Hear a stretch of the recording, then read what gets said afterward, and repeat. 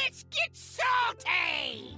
Everyone, Zeddy here again today with yet another mini set card review. We're gonna have one more later today, but we have Rogue and Shaman cards, I believe, to review, including Rogue is an imbue class. Rogue gets imbued. So like the last video, we have a new quest, we have a new imbue class. I swear in my prediction video like a month ago, I had not seen or heard anything. It's just, well, the last set of the year, they can rework mechanics, and that's what they're doing, right? Throughout the entire of the year. So we're gonna review these cards. You wanna win these cards. We're giving away 3 mini sets out of my pocket. To enter the giveaway, like and comment in the video. Link down description below. The one with that thumbnail over there. Be subscribed to the channel. Every 1,000 subs we get until that mini set comes out next Tuesday, I'll add another mini set to that giveaway. So hit that sub button, make me go broke. So let's start right into it. The new Rogue spell, Eventuality, that will allow you to imbue your hero power for 2 mana,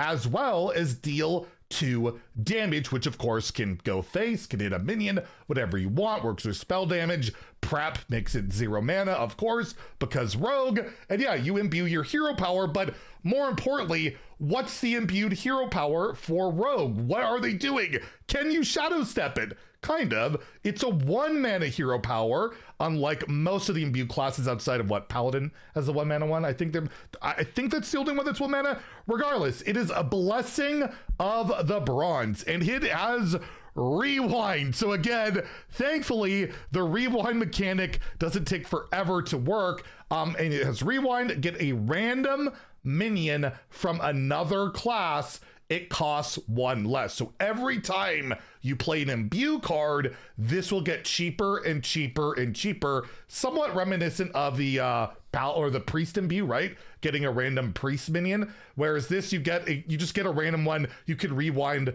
try again, and it'll get cheaper and cheaper and cheaper. I will say, from playing that like unstable portal, semi-stable portal card, getting random minions, not very good. They're usually pretty awful, even when they cost 2 less. However, this does restrict it to other classes, and class minions are much stronger on average.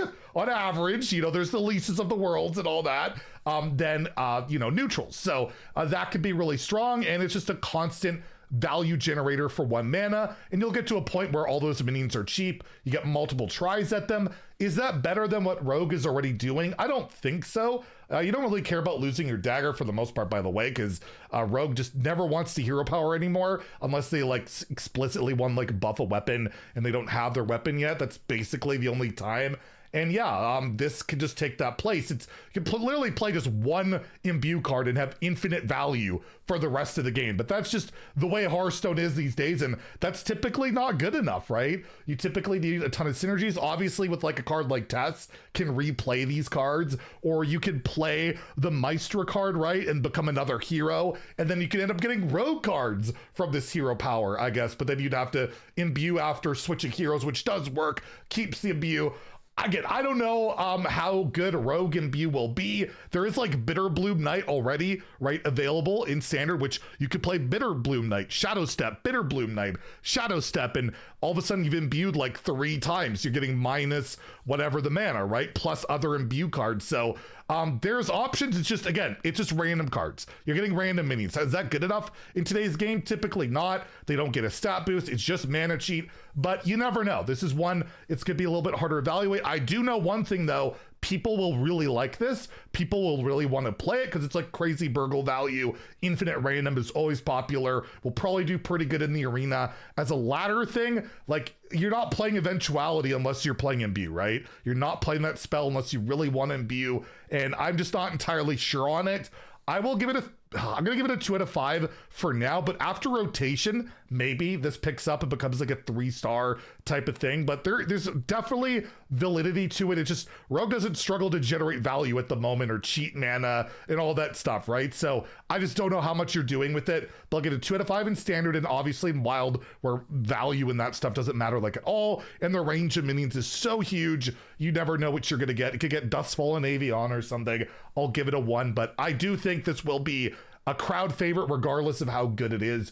People will like imbue Rogue. We also have a dual class card with Shaman and Rogue with the Shade of the End Time, a 3 mana 3/3 undead. It has stealth and spell damage +1. This is a little bit spookier. This is not stealth for 1 turn, right? You could just keep the stealth, and unless it gets like AoE'd or, you know, damaged in some other way, it's not going to die, and you have a constant spell damage out there, which like a burn rogue could utilize, and obviously Shaman always likes to have some spell damage. But to me, it just feels pack fillery. I don't know. It does have 2 keywords. It doesn't have premium stats. It's got a tribe that's not super relevant to Shaman or Rogue at the moment. I just don't see this being a major player unless, yeah, like a spell damage Rogue emerges, a spell damage Shaman emerges, and I don't see that with the current set of cards. Maybe I'm missing something on this, but overall, it's going to get a 1 out of 5 in Standard, a 1 out of 5 in Wild for me. I don't see, yeah, spell damage, stealth, Shaman, Rogue being a thing, but again, you never know. It can be a spooky thing. It's something to definitely consider. We also have another Shaman and Rogue card here in the Winged Aberration, a 4 mana 4/4 dragon with rush. So you get rush and you get combo and overload 2, gain immune this turn, and Wind Fury. So I guess if you combo this, you overload 2, you gain immune and Wind Fury. So it's like 8 damage to like clear the board potentially, and you have a 4/4 with Wind Fury sticking around. Otherwise, you're just playing a 4 mana 4/4 rush and you don't overload. That's, I believe you have to combo it to get the overload and the other good stuff, if I'm reading this correctly. I mean, that seems okay in Arena, but if we've learned anything in Hearthstone, overload sucks unless you have like direct synergies. Losing 2 mana the next turn just sucks. It's not great, and obviously Rogue can't get rid of the overload, and I don't think Shaman is a great way either at the moment. I just don't feel like it's good enough for, like, you know, running in your deck. Why am I playing this particularly in my deck? This feels strictly Arena again. I don't know what I'm doing with this. It also dilutes the like discover pool on combo cards and overload cards potentially. It's also a random dragon that, like, you know, random dragon effects like Imbue Paladin can get. I'm gonna give this another 1. I don't see this as a good card in Standard or Wild. The overload, like, overload is so punishing in a game where almost everything comes free these days. You get premium stats, bonus effects all the time with like no overload, and yeah, this has quite a lot of it. So I don't know. I don't think it's very good. 1 out of 5 in Standard, 1 out of 5 in Wild. We also have a straight up Shaman card in the Haywire Hornswog, not Hornswoggle for you WWE fans. It is a 6 mana 4/6 beast and dragon, so can help out with your with the Shaman quest with the tribes.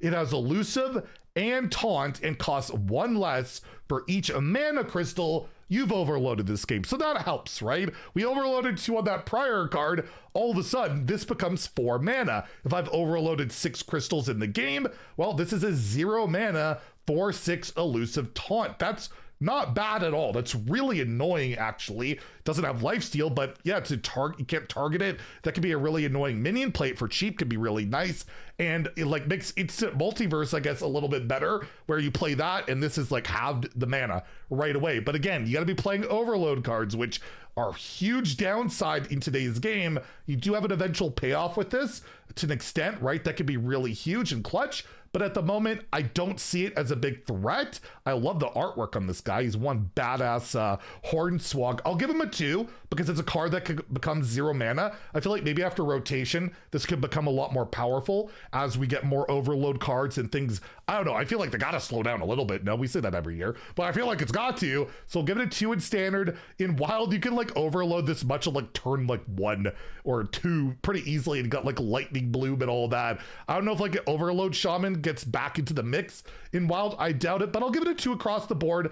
Anything that could cheat mana and give you a taunt can be very effective in Hearthstone, and this is a card to look out for, but I don't know if it'll take off quite yet. And well, speaking of cards that overload, we have a Shaman and Priest dual class card for all time. This is a spell, no spell school, destroy all minions with 4 or less attack.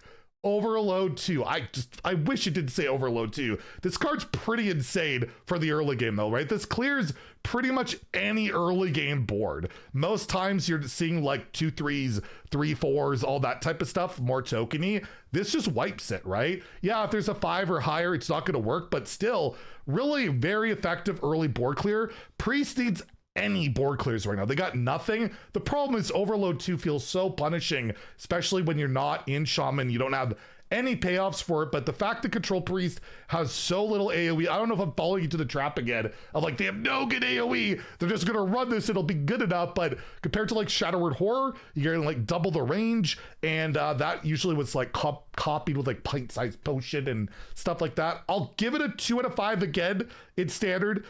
For more for Priest than Shaman, but you never know, because it can be a very powerful early game AoE. It's just, yeah, you have to follow it up with, if you play it on 4 with having 3 mana, not particularly great, right? That's gonna hurt quite a lot. So I'll give it a 2 out of 5 in standard, 1 in wild, but at least Priest is getting some type of like control option. Same with Shaman. I feel like Shaman needs it a bit less, doesn't fit in nearly as well, but it's certainly something to consider. And then lastly, Priest gets its first ever, I think, totem with Shaman with the Voodoo totem. It is a 2 mana 0/4. At the end of your turn, get a random shadow spell. So this could be quest Priest support to help you get more shadow spells, can go in totem shamans and stuff like that.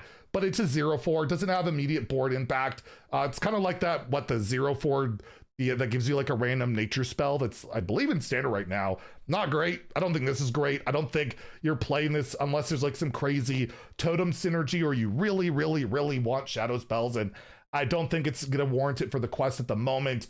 Again, I'm going to give this a 1 out of 5 in standard, a 1 out of 5 in wild. Yeah, again, I just don't see it being worth seeing play in standard or wild, even though the flavor's cool, the artwork's cool. Maybe after rotation, you never know, but currently not really seeing it. So yeah, another batch of cards. At least we got something that gave more than a 1.